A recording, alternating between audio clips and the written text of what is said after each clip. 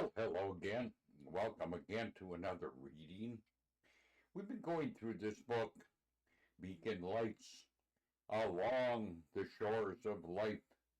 And actually, it's part of the Life, Grace, and Truth Gospel series. And I just want to share this testimony today. It's quite long, but I'm going to read the whole thing. And it's entitled How I Was Plucked as a Brand Out of the Fire. And with that said, I'm going to turn myself off. I'm going to turn my background off. And like I said, this is out of the Beacon Lights Along the Shores of Life. And I'm going to turn that off, turn the article on, and I'm just going to read it. How I was plucked as a brand out of the fire.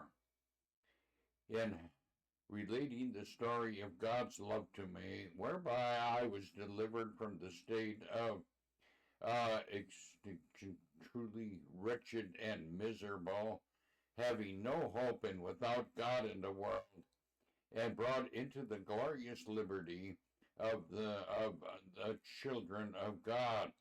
I earnestly pray that God, who is rich in mercy and love, may own and bless the narrative of this conversation of precious souls, and to the comfort and help of those who have found and who do enjoy the peace which the world can never give nor take away.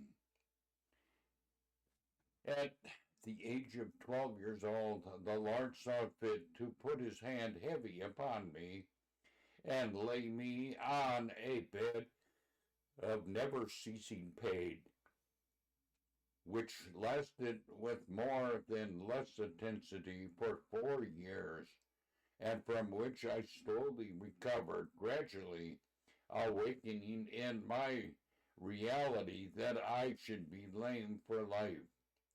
I have been brought up by Christian parents. My father died very suddenly a few months after he had brought me home from school. All these things had not the effect of making me think of the uncertainty of this life, and how very near I was lying myself to the brink of the grave. I often heard of Jesus and his love in dying for me. I had heard the joys of heaven and the miseries of hell, but all seemed to be idle tales. Though I confess sometimes I felt the fear of death, and did believe that if I died as I then was, I should go straight to hell. I soothed these thoughts as much as I possibly could, but often, when I was lying between life and death, Christian friends would speak in such a way as to frighten me terribly. Yet the moment their backs were turned, I forgot it. I forgot it all, or rather tried to forget it. One thing I remember very distinctly: I was carrying to my dear mother's bedside the morning my poor father died. She was so overcome by grief she could scarcely speak.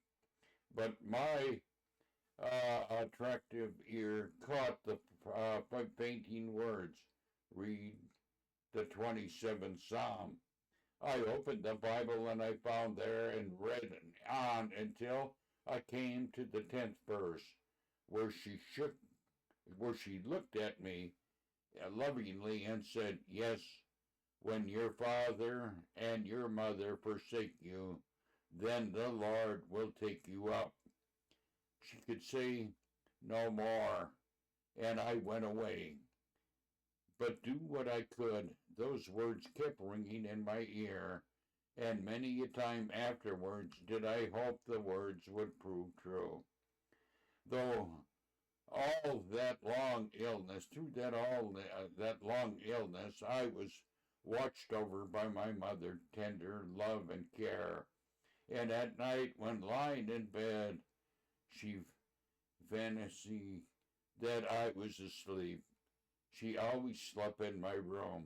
I have heard that loving mother's intercessing and wrestling with God in prayer aloud, and her extreme anxiety for my bodily health, but above all for the salvation of my soul.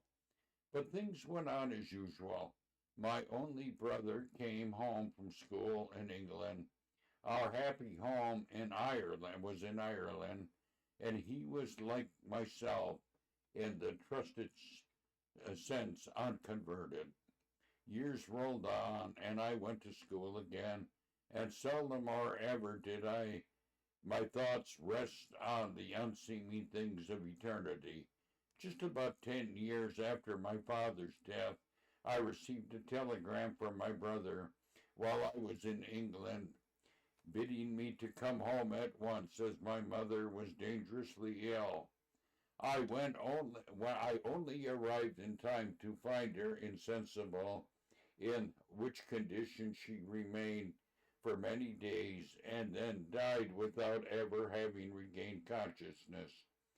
For 1 minute now, the thought my father, and my mother had left me. I wondered, will the Lord take me up?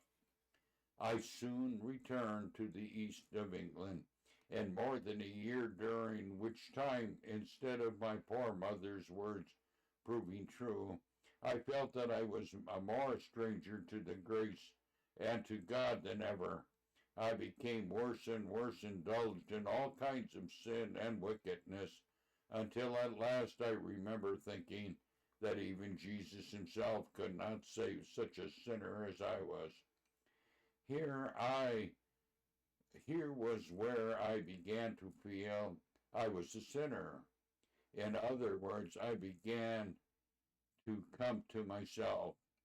Very soon after coming to this conclusion, I received a letter from my brother, who was then in Heppagraph's establishment at Limpkin Strokes near Bath, about asking me to come there. I went, and on the following day my brother met me and said, "Will you join me in a little meeting?" I was quite thunderstruck and said in my own mind, "What on earth has come over him that he should talk of meeting, knowing fully well that he used to hate them just as much as I?" I said something to the effect that I hope it was nothing about religion. He said, "Never mind, come on." So I went and found that the little meeting consisted of Major, my brother, and myself. I felt horribly uncomfortable, and when Major opened his Bible and began to speak of Jesus, his love in having come into the world to save sinners and to save me, I would have given all I had to have been elsewhere. I thought that the stroke of and the explanation things better than I had ever heard anyone do before. I considered him a wonderful, clever man. Yet I was greatly relieved when we stood up to separate. But on going out the door, he looked at me quietly and said, "Are you saved?" "Saved?" I said, "No, I'm not, and not much chance of it." And I rushed away, feeling that I hated the man more than anyone I have ever met. The word he is passing. The word here is passing. Long afterwards, my brother told me that owning and the conversations he had with Major, he was then very anxious about his soul salvation, and at first thought we, like Andrew, John 1, verses 41 to 42, to bring his brother to Jesus. So he told Major never to leave me alone. The following will show how fully fulfilled the request. I have said that I disliked the man. Consequently, I endeavored to keep at as great a distance from him as possible, but I was forced to meet him every morning in the breakfast room, where he invariably used to say, "Well, how are you getting on? Are you saved?" For some time I smoothed down my increasing rage and merely shook my head. During the day, when walking about the grounds, I would almost surely to come face to face with him, and he always put the same question, "Are you saved?" I often lost my temper and said, "I told you yesterday I was not, so why is the use of tormenting me in this manner?" He would quietly answer, "There has been plenty of time for your immortal soul to be saved since then." Before I could get away, he would open the Bible, which was his constant companion, and read a verse or two to suit my case.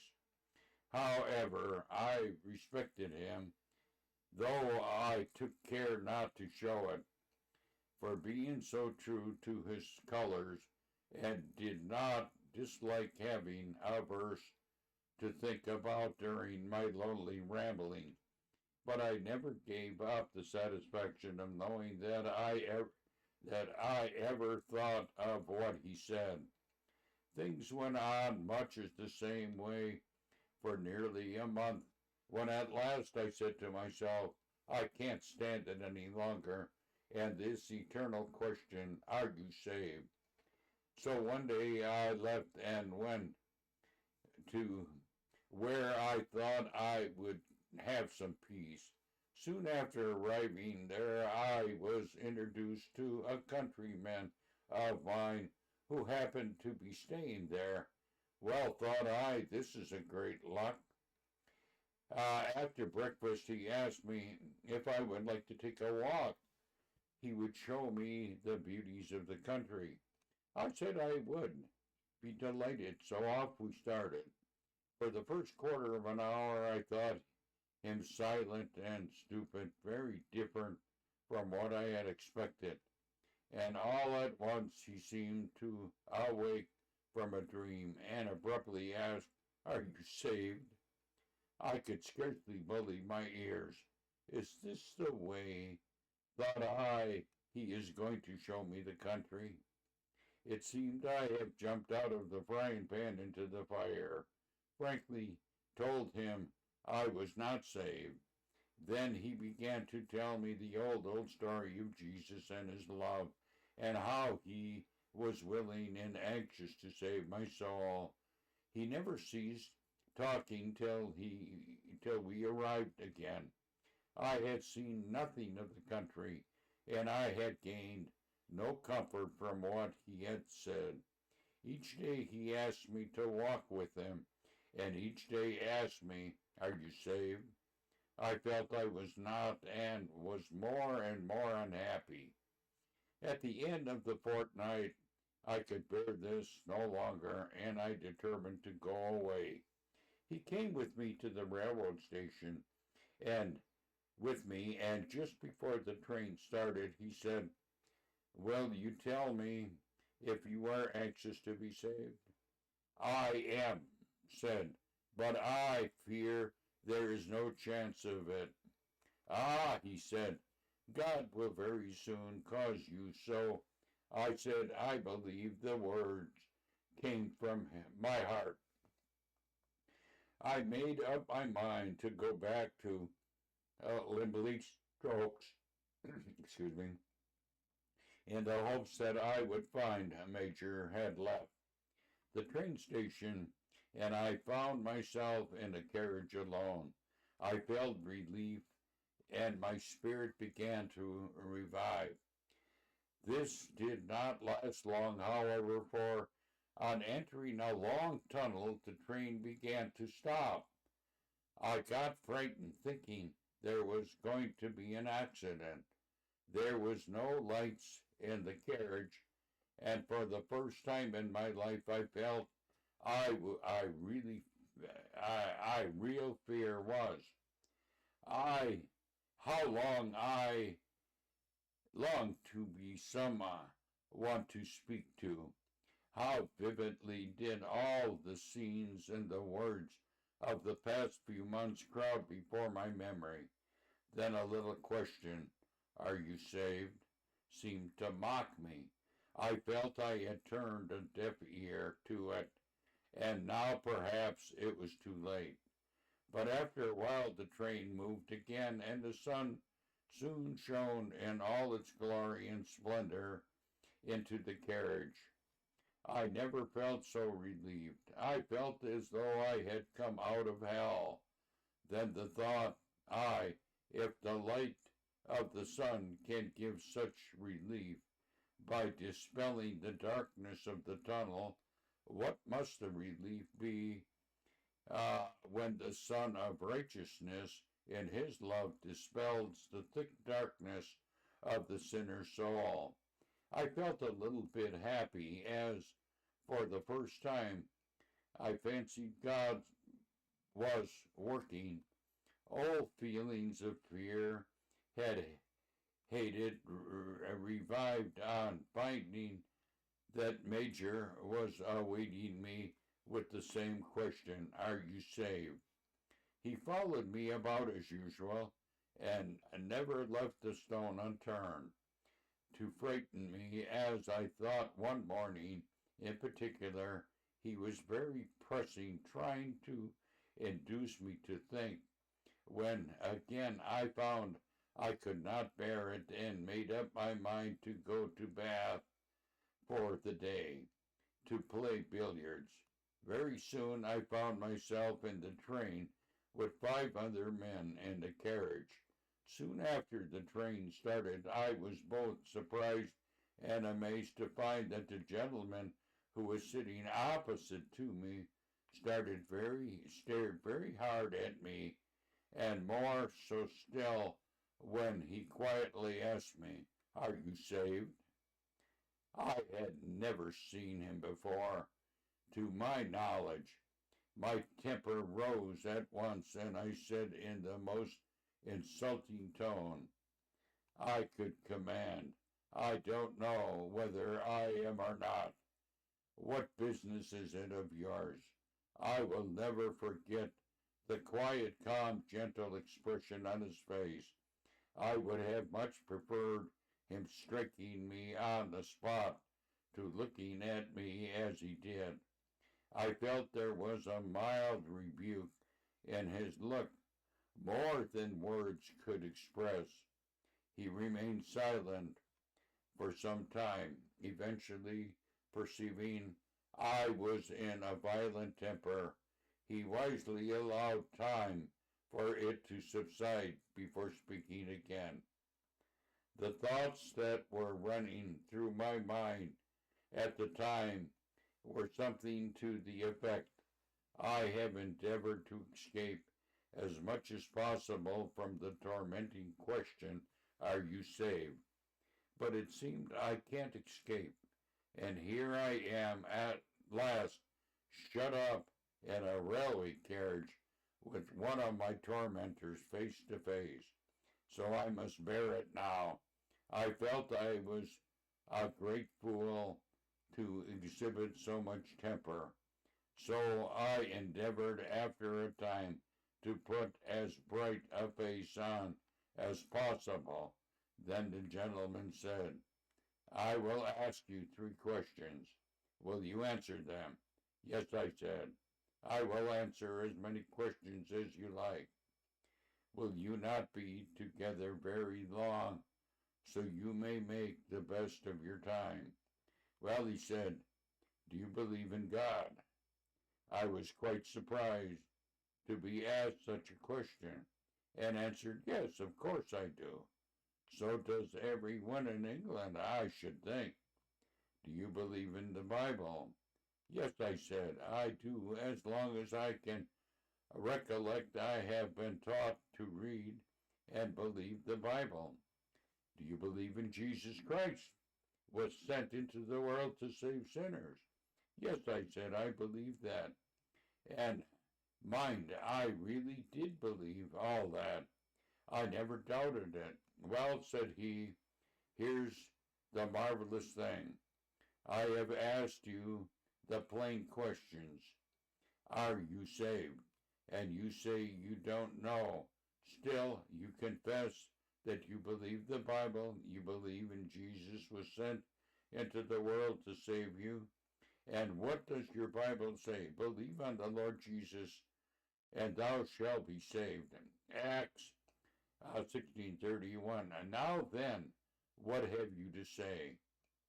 Words cannot express the feeling that I then experienced. I could scarcely speak. I felt the ray of heaven's light had descended from on high into my soul, and I felt that Jesus had died for me. I felt I did believe on him. I took him simply at his word when he said, he that believeth on me has everlasting life. John 6:47. With trembling voice I said, I do. At last, blessed be God, believe I now, and I felt that I am saved. And were the train to run off the line, I too would be among the killed. It would be to me but the entrance into everlasting joy and blessedness. He looked me up, and with tears glittering in his eyes, he thanked his heavenly Father for my conversion. Billiards did not enter my head that day. When I came home, I went down on my knees and prayed for the first time in my life. I had often repeated prayers, but oh, the difference between praying and saying prayers. I thanked my Father. I could now view him as a father, and having plucked me as a brand from the burning, and I asked him to increase the spark of faith that he had kindled in my heart. Nearly all that night I could think of nothing else but that there was joy and the presence of angels of God over one sinner who had repented. But the next morning, when the sun shone brightly into my room, I did not feel quite so happy as I said to myself, can it be? It was all a dream. During the day, when I walked about and feeling uneasy, who should walk up to me but the gentleman who had met me in the train. Well, my dear young friend, he said, how are you getting on? There was no more, are you saved? I don't quite know, I said. I am full of doubt and fears. In fact, I am doubting the reality, all I felt. Now, he said, will you listen to reason? Indeed, I will listen to anything you say, and it once explained. You have been walking for a great many of years, hand in hand with the devil. Yesterday, you threw him overboard, as it were, and took Jesus in his place. Do you think he will let you go on your way rejoicing without endeavoring in every possible way to bring you back to him again? No, I said, I don't believe he will, and I will feel that it is the devil that is now putting these doubts into your mind. Christ has begun a good work in me, and I am confident he will finish it. Philippians 1:6. You are right, he said. When you feel these doubts and fears raising before you, remember that it is the devil, and look to Jesus at once for the power to overcome him. And remember that if you resist the devil, he will flee from you. James 4:7. I have done so. I have found Jesus, to be the very present help in times of trouble. Yes, by continually looking to him for help, the devil's power and temptation have by degree been weakened. I have found Jesus to be a friend that sticks closer than a brother. The deep anxieties do I feel that you, dear reader, should share this great happiness. If you have not yet come to Jesus, oh, do not delay another moment, but cleave to him with full purpose of heart, and you will find that he will never leave you nor forsake you. And that ends our reading for today. Until next time, God bless and have a great day.